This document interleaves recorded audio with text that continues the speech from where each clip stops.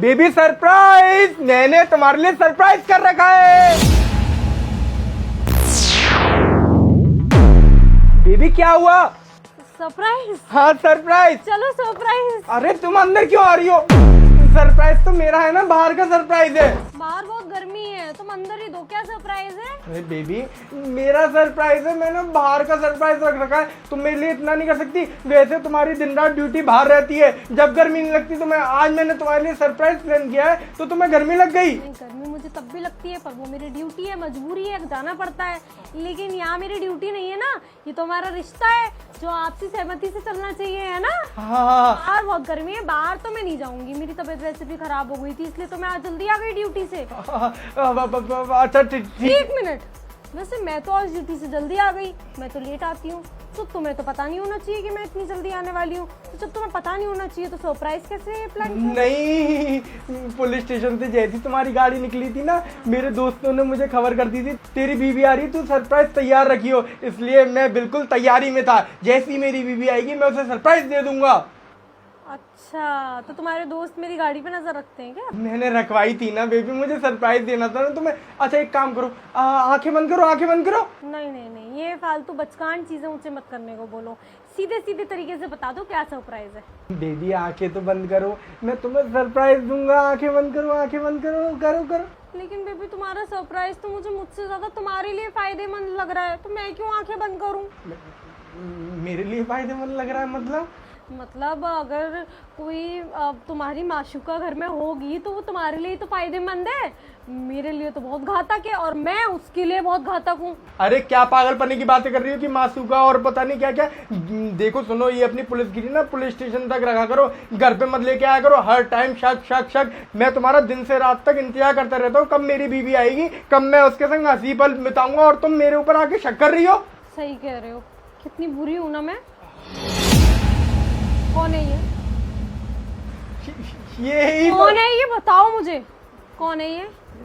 भूल गई? ये तुम्हारी बहुत दूर की दोस्त है, तुम्हारे संग कॉलेज में पढ़ती थी, तुम्हारी किताबें गायब कर लेती थी, उसके बाद भी भगवान ने इसको कुछ नहीं बनाया और तुम्हें आज एक पुलिस ऑफिसर बनाया। ये तो डर रही थी तुमसे मिलने के लिए, पर मैंने इससे बोला कि मेरी बेबी ना बहुत बोली वाली है, वो तुमसे कुछ भी नहीं कहेगी, तुम डरो मत, तुम घर पे आओ, मैं तुम दोनों का पैचअप कराता हूँ। और देखो मैंने तुम्हारी इतनी पुरानी दोस्त को तुमसे मिलवाने के लिए। प्रिंस, तुम कैसे जानते हो मेरी पुरानी दोस्त को? बताया ना इसने। लेकिन मुझे ये तो समझ में आ गया कि आज तक तुम मुझे नहीं जान पाए, है ना? भूल गए हो क्या? मैंने डिस्टेंस से कॉलेज किया है, कंपटीशन की तैयारी कर रही थी मैं, कोचिंग जाती थी, कॉलेज में कभी गई ही नहीं। फिर कहाँ से आई ये मेरी कॉलेज की दोस्त?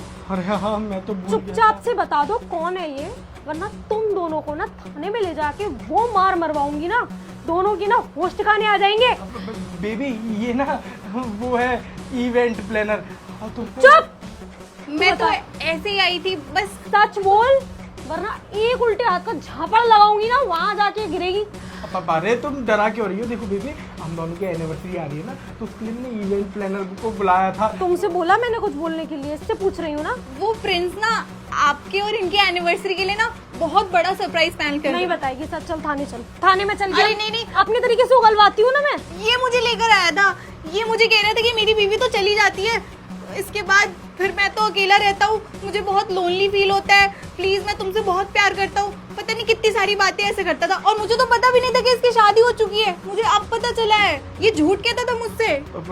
अरे क्या बकवास कर रही है तू? इवेंट का काम करने आई थी कि मेरे घर बिगाड़ने का काम करने आई थी? बेबी ये ना झूठ बोल रही है, ऐसा कुछ भी नहीं है। तुझे मालूम नहीं है, बेल्ट ही बेल्ट देती घुमा के, तेरी अलग पीठ लाल कर देगी और मेरे पिछौड़े लाल कर देगी। तुम दोनों की जानकारी के लिए तो मैं बता दूं कि जब तुमने इसे कंबल के पीछे छुपाया हुआ तो घुसी जा रही थी ना तुम्हारे अंदर, ये सब कुछ देख रही थी मैं, क्योंकि हमारे घर के नौकर ने ना पीछे शीशे में मुझे सब कुछ दिखा दिया था। रामू ने? रामू ने। तुमसे ज्यादा वफादार तो वो नौकर निकला। तुम्हें शर्म आनी चाहिए, अपनी पत्नी के साथ में धोखेबाजी करते हुए तुम्हें शर्म नहीं आती? माफ कर दो। कितनी लड़कियों से अफेयर चल रहा है तुम्हारा, सच बताओ मुझे। अरे कितनी से नहीं, एक ही से चल रहा है। मतलब चल रहा है? देखो ऐसे मुंह से उगला अभी, वरना तुम मानने को तैयार नहीं थे। ये तो इवेंट प्लानर थी ना। देखो ऐसे आप इसे पकड़ लो, मुझे जाने दो, मुझे ना बहुत जरूरी काम से जाना है। कैसे जाने दूं मैडम? मुझे अच्छी तरीके से पता है कि तुम्हें पहले से पता था कि ये शादीशुदा है। जितनी गलती इसकी है ना, उतनी गलती तुम्हारी भी है। पर हाँ, इसकी थोड़ी ज़्यादा है क्योंकि ये मेरा पति है और इससे मुझे ज़्यादा उम्मीदें हैं। तुम दोनों अब जाओगे यहाँ से सीधा थाने। तुम्हारे खिलाफ मुकदमा लड़ूंगी मैं।